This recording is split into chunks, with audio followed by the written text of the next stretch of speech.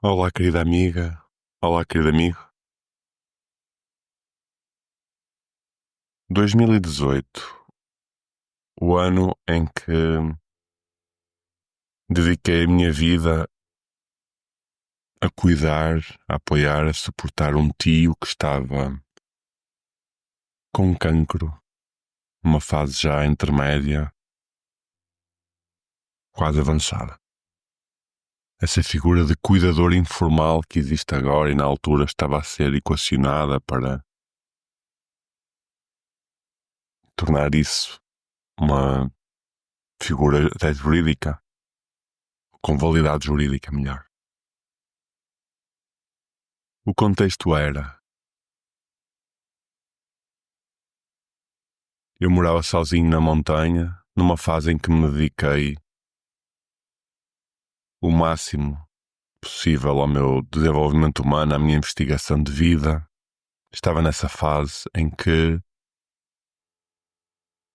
decidi ir trabalhar para um restaurante que me permitia fazer mais facilmente o switch on-off, de entrar, servir, cumprir as tarefas, cumprir a função. E nos tempos em que não tinha horário, conseguia estar dedicado aos meus processos de aprendizagem, de leitura, meditação. Sim, meditava muito nessa altura. Morando sozinho, o facto de trabalhar num restaurante, tinha 2 refeições já no restaurante, o que também simplificava a logística em casa. Então, basicamente, a minha vida era dividida em duas: ou o tempo no restaurante, ou o tempo a meditar, a ler, a estudar. Sem redes sociais, sem outras pessoas para gerir em casa, sem grande logística. Tinha os meus 2 cães e, e foi uma fase de muito mergulho, de muita introspecção, de muito estudo. E era este o meu contexto. Também com algum... Estava numa fase em que tinha decidido estar só, mesmo em termos celibatários. Tinha sido quase uma decisão durante uns tempos, mesmo em termos de abstinência. Foi uma fase muito direcionada para apenas e só para a componente espiritual. E foi esse o meu processo, foi esse o meu caminho. É ok. Claro que nessa fase continuei a fazer desporto, continuei a ouvir música, a cantar, tudo sozinho, tudo ao meu ritmo, quando eu queria, fora dos horários do trabalho. E esse tipo de atividades eram geridas por mim. Numa fase em que passava muito tempo na natureza, aqui perto onde moro.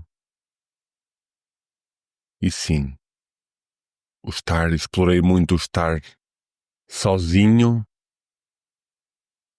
e o estar sozinho sem obrigações, com, com todo o tempo do mundo e recursos suficientes para a minha própria investigação, que era o que me movia na altura. Depois decidi que a fase no restaurante, posso partilhar, foi uma surpresa no sentido... Imaginem o empregado de mesa mais meditativo. Este parênteses, permite-me este parênteses.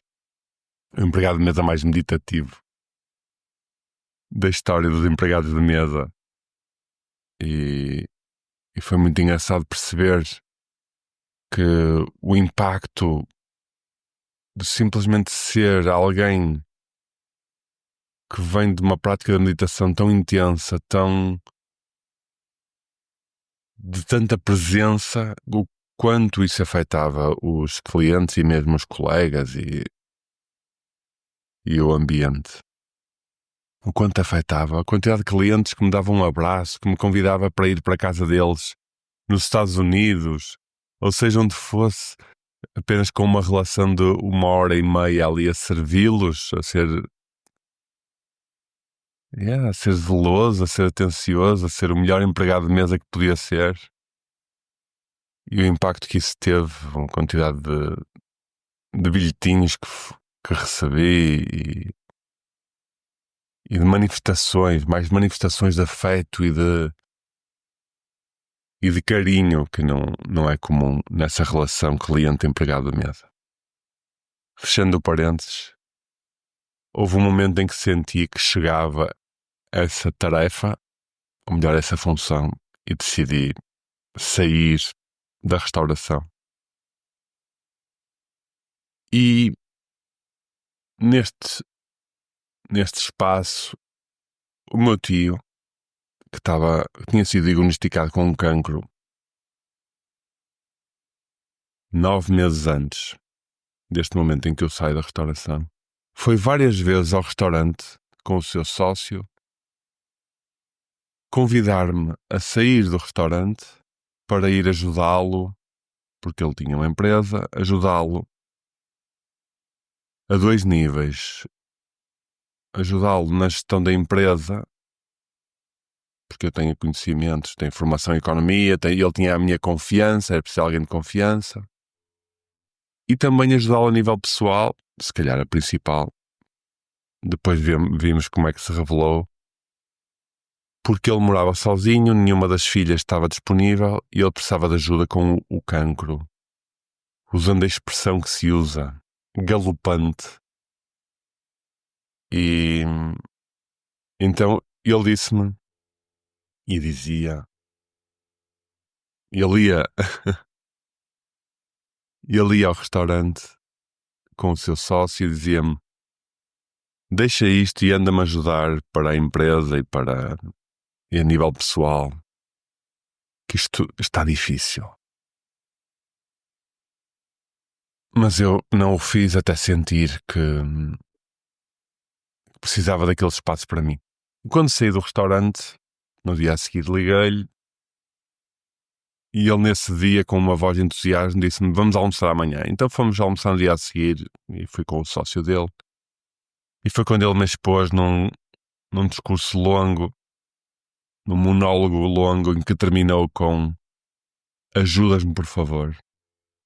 E foi uma resposta que naquela altura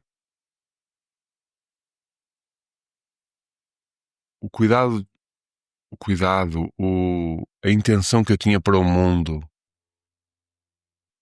a disponibilidade energética, emocional, a ligação ao amor que eu tinha e também a disponibilidade em termos do facto de estar sozinho, não ter grande coordenação.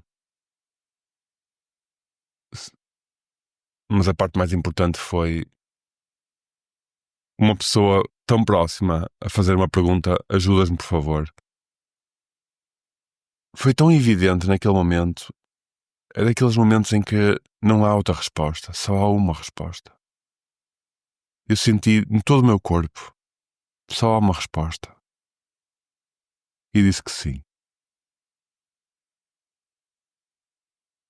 Sem poucas condições ou melhor, sem condições nenhuma, sem negociar condições nesse sentido. Vamos lá. Depois vamos ver como é que isto evolui.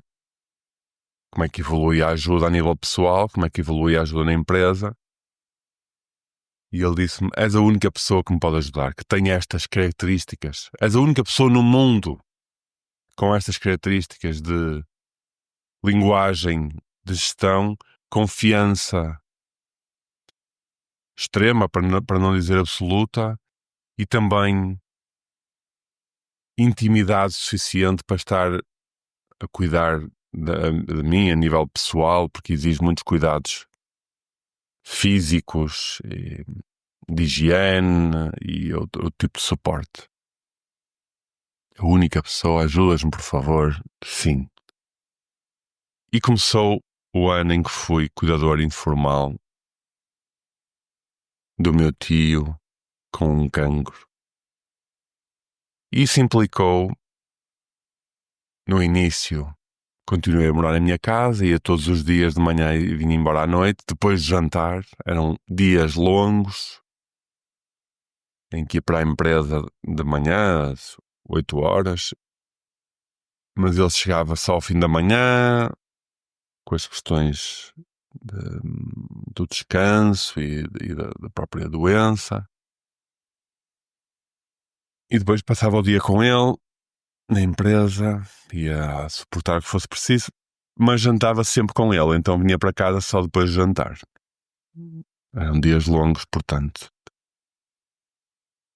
O que sinto trazer aqui foi a primeira ou várias decisões que tomei, mal o projeto de o ir ajudar se revelou. Nesse mesmo dia, nesse mesmo momento, eu percebi, eu já não vou ter o meu ritmo, o meu horário, o meu tempo,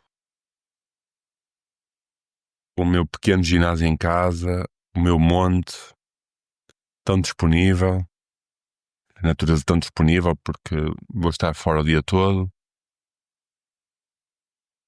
Como é que eu vou fazer para dar estrutura à minha vida? Isso veio muito intuitivamente e de forma muito evidente. E foram as primeiras decisões que eu tomei, que foi encontrar um grupo para meditar de manhã cedo, antes de ir para a empresa, e encontrei a caminho. Eu morava em Santo Tirso, tudo aquilo se concretizava entre Famalicão e Guimarães, e eu arranjei na Vila das Aves um sítio que tínhamos meditação de manhã cedo, às 7h30, 7h30 ou 8. Presencialmente, porque eu preferia nessa altura presencialmente. Se não fosse, teria que ser online, mas encontrei um grupo e foi fundamental ter um grupo 2 vezes por semana para meditarmos juntos, para continuar a cultivar essa prática em grupo, para continuar a cultivar essa afetividade com outras características e também para suportar a minha prática pessoal. Outra decisão foi inscrever-me para praticar baixo, ter aulas de baixo, que era um instrumento musical que eu estava a praticar em casa, mais por mim. Inscrevi-me para ter aulas ao domingo à tarde, aqui perto, que era quando eu tinha tempo disponível. E a outra decisão foi ter aulas de italiano 2 vezes por semana, em que falei com ele, 2 vezes por semana à hora do almoço. Então havia 2 vezes por semana à hora do almoço, em que eu saía da empresa, comia uma coisa rápida e tinha uma aula de italiano lá perto. E depois voltava. O que se revelou depois foi que as necessidades dele começaram a ser cada vez mais intensas, e eu vou deixar aqui, ou melhor, vou-me abster de mencionar detalhes das necessidades dele, que eram desde mobilidade, higiene, alimentação, cuidar da casa, tudo, roupa, compras, tudo. As necessidades começaram a ser cada vez maiores porque a dependência era cada vez maior. A independência, ele estava cada vez menos capaz de resolver tudo por ele. E revelou-se a necessidade de me mover para a casa dele e começar a dormir lá para dar outro tipo de apoio, porque ele já muitas vezes não tinha condições para o fazer sozinho. E assim foi. E aí nasceu outra decisão minha, que foi levar a bicicleta estática da minha casa para a dele. Nesse preciso momento. Para poder também ter algum exercício físico na casa dele. E os meus dias começaram a ser, ou melhor, as semanas. Chegava à casa dele domingo ao fim da tarde e saía de casa dele, ou de casa não, da empresa, entre a casa e a empresa, ou melhor, a minha semana, terminava sábado a meio da tarde. porque era um momento em que uma das filhas podia vir e cuidar e dar esse suporte ao pai. Então, o meu tempo que eu tinha em que voltava para a minha casa era sábado, à meia da tarde, até domingo, ao fim da tarde. Ali umas praticamente 24 horas. E as 4 decisões. Além disso, tive que arranjar um sítio para os meus 2 cães se permanecerem, o que arranjei uma solução e foi ok. E neste contexto, em que a minha vida mudou radicalmente, de uma casa na montanha com muita luz, com ar puro, com passarinhos, com espaço, com tempo, para um apartamento no centro de Guimarães, na cidade, com uma pessoa que... E agora partilhar alguns pormenores, porque fazem parte da aprendizagem. Com uma pessoa que via constantemente, e o meu tio ouvia muito mal, de um dos ouvidos não ouvia, quase praticamente, e do outro ouvia 50%. Até eu tinha de ficar sempre num dos lados, mesmo quando estávamos em refeições, e sempre para que ele ouvisse. Então, uma outra característica do meu tio que na altura fez parte da minha própria investigação da humanidade foi perceber que eu não o conhecia a esse ponto, não o conhecia dentro de casa, os hábitos, não conhecia de sempre, mas sempre em contextos sociais. Foi perceber que de manhã à noite ele tinha a televisão ligada nas notícias ou debates, era sempre esse o foco dele.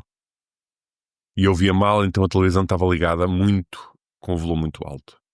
Ele adormecia a ouvir notícias ou debates e acordava, a primeira coisa que ligava era a televisão com notícias ou debates, e era assim.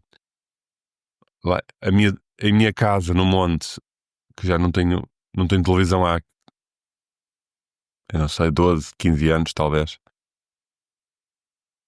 E nunca, ou seja, não tinha isso, e de repente passo para um apartamento em que eu próprio nem conseguia fugir à televisão, porque ele ligava as 2 televisões, a da sala e a do quarto, no mesmo canal aos berros. Então eu ouvia permanentemente notícias ou debates em alta voz, ainda por cima, em 2 televisões distintas com um delay. E era assim o contexto lá em casa. Enquanto eu cozinhava, enquanto andava pela casa a ajudá-lo, enquanto lia, enquanto fazia desporto na bicicleta que levei. Levei alguns livros, levei também alguns os fones para me poder encontrar. E percebi também que as conversas dele, maioritariamente, eram sobre, vamos chamar-lhe, intriga, o diz que disse, luta de egos, luta de poderes. E movia-se muito assim. A energia dele era muito movida aí. E quem estava com ele. E eu percebi isso ao longo daqueles dias todos intensos e longos na empresa, e o contacto pessoal com ele nas refeições em que éramos só os dois, em que invariavelmente os temas que ele trazia era sempre de disputa, de conflito. E eu comecei a perceber isso também e a questionar-me, será que esta forma de vida, que era só o que eu conhecia,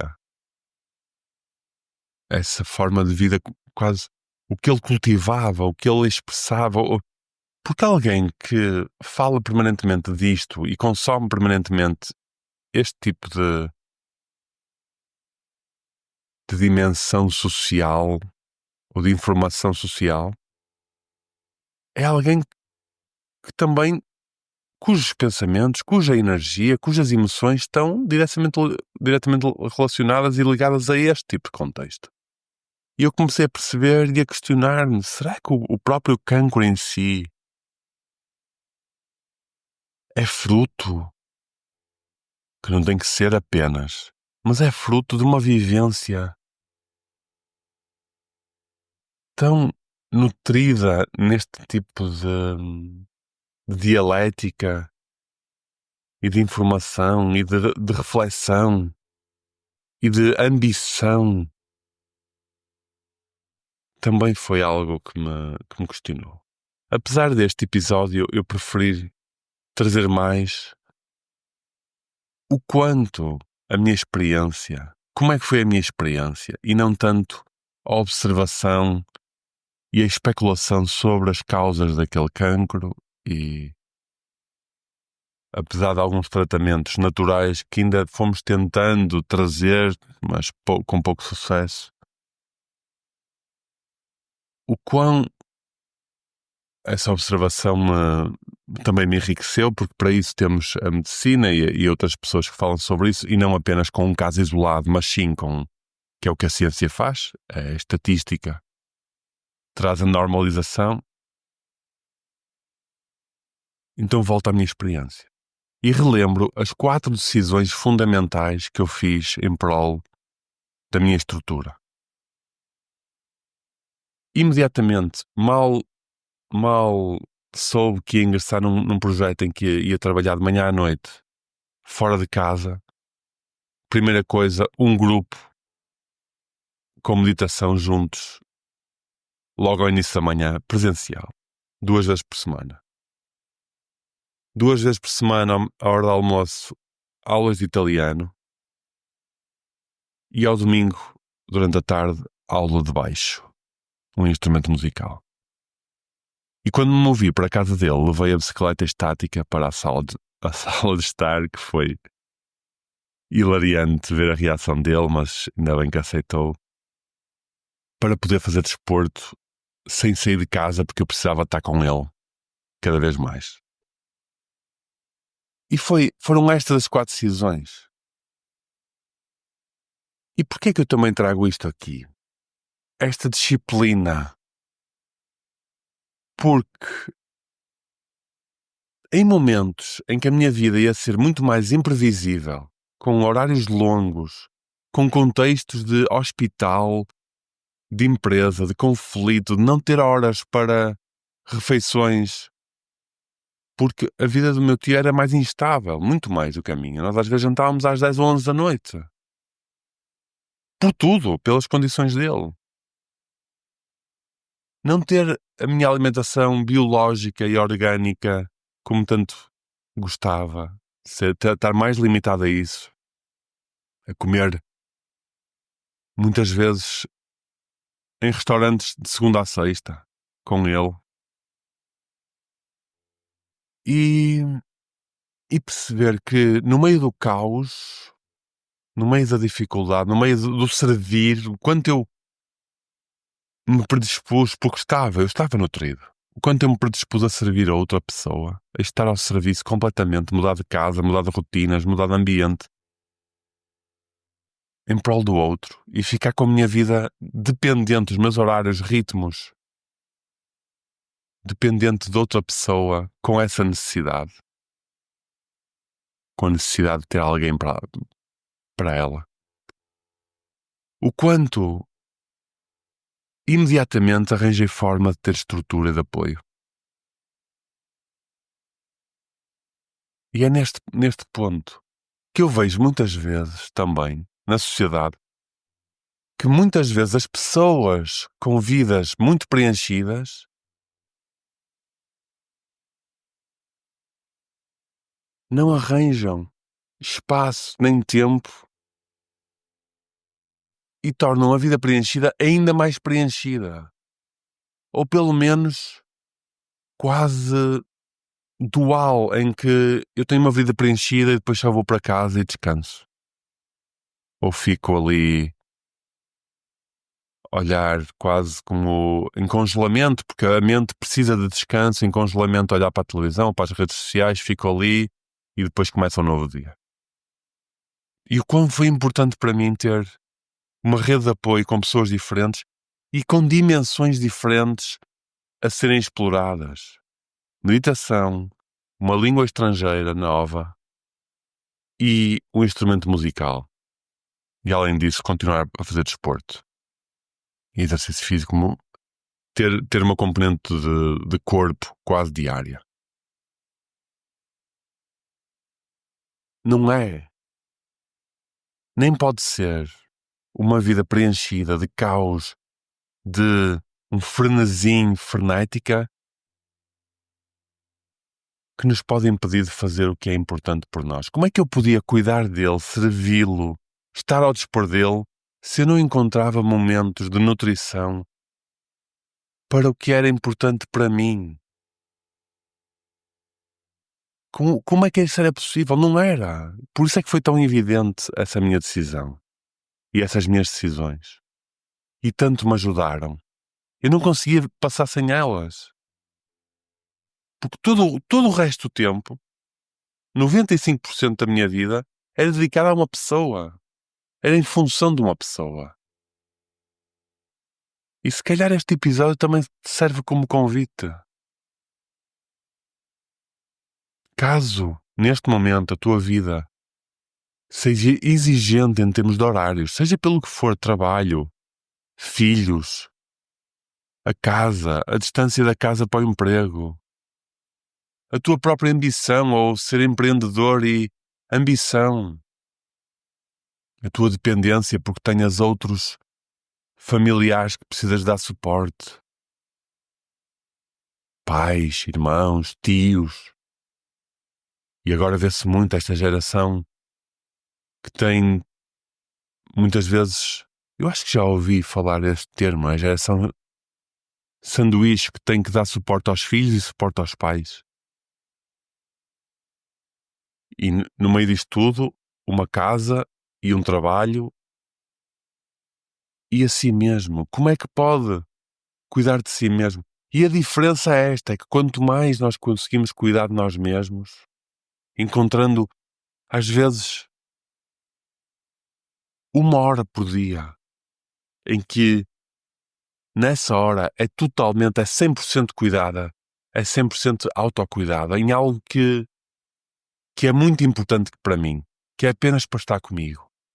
Seja na escrita, seja estar na natureza, seja numa aula de dança, ou de desporto, de meditação, mas ter isso de forma diária como parte da disciplina no meio do caos. Como parte do autocuidado para poder cuidar do outro. 1 hora parece-me pouco ambicioso. Pelo menos devia ser 1 hora de manhã e 1 hora à noite. Para que as práticas de autocuidado fossem diversificadas. Um banho, uma automassagem ou uma massagem por um terapeuta. A escuta de um álbum de música, mas plenamente a escutar. A leitura de um livro que te entusiasme. As infinitas ações, manifestações que tu sintas, ok, isto é cuidar de mim, isto é nutrir-me, isto é cultivar-me, isto é encher o meu coração, isto é cuidar do meu centro emocional, isto é olhar para mim para poder estar na vida com mais consistência, com mais disponibilidade e não apenas do corpo presente. Porque não era esse o meu objetivo. O meu objetivo não era estar ali apenas para estar. Nem é essa a perspectiva da meditação. Se é inteiro, no mínimo que fazes. Onde estamos, estamos. No que estamos a fazer, estamos. Presença. É essa a proposta. Não é estar ali porque tem que se estar. É estar ali porque se está numa missão. Mas só conseguimos estar nessa missão de cuidar se cuidarmos de nós. E é este o ponto onde chegamos neste episódio. Quase um apelo. Porque esse ano foi um ano inteiro em que depois chegou ao fim esta epopeia e depois, mais tarde, o falecimento do meu tio. E eu partilho. que eu talvez demorei 1 ano a recuperar totalmente. A recuperar totalmente o meu centro, a minha energia vital com que estava antes de começar este apoio que lhe dei. 1 ano com ele, depois demorei talvez 1 ano de recuperação. Uma recuperação que apenas eu praticamente a reconhecia, mas que sentia. É muito exigente o processo e muito exigente o pós. E eu mantive. E arranjei ainda mais tempo. Convido-te, porque parece-me que é transversal. Este exemplo que eu estou a trazer parece-me que é transversal. Todas as pessoas, praticamente, precisam de cuidar de animais, de crianças, de idosos, de pessoas em seu redor, da sua comunidade, e cuidar de si. No meio disto tudo, cuidar de uma casa, ter um emprego, servir o mundo para ter retribuição financeira ou monetária, ter a sua realização e cuidar de si.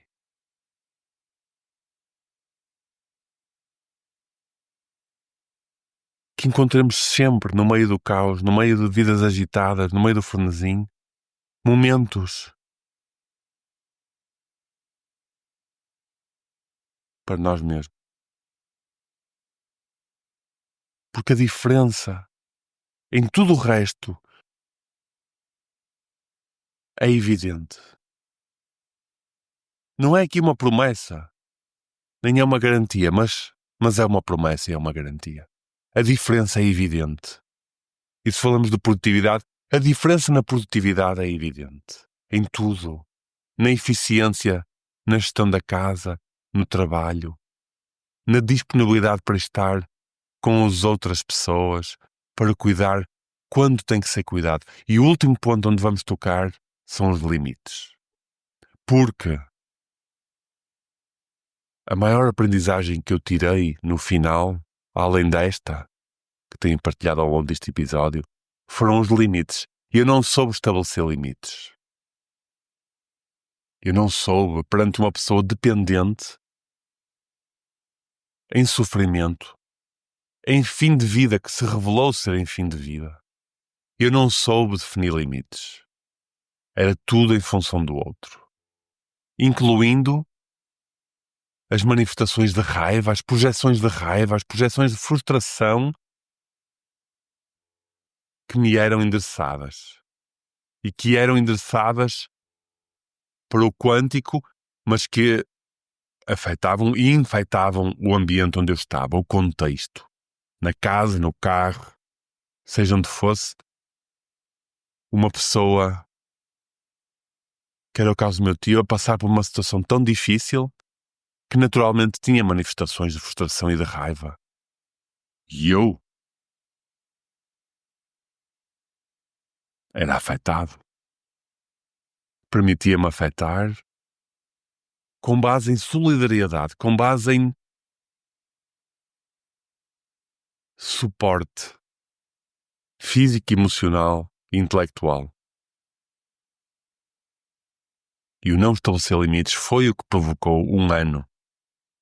Visto, esta é a lição que eu retiro nesta parte da história. Não saber estabelecer limites. E isso aprendi. Então também te convido. Porque no meio dessa vida agitada, desse frenesim, vai haver limites. Que muitas vezes temos que ser nós a determinar as nossas próprias necessidades e limites. Porque a vida, o que acontece, a vida, em todas as suas formas, é que está sempre a requisitar a nossa atenção. Está sempre a requisitar. É facílimo. A informação que temos no trabalho, nas pessoas que estão à nossa volta e, claro, em quem cuida, nas pessoas de quem cuidamos, vão estar sempre a pedir. Vai estar sempre a ser solicitada a nossa atenção.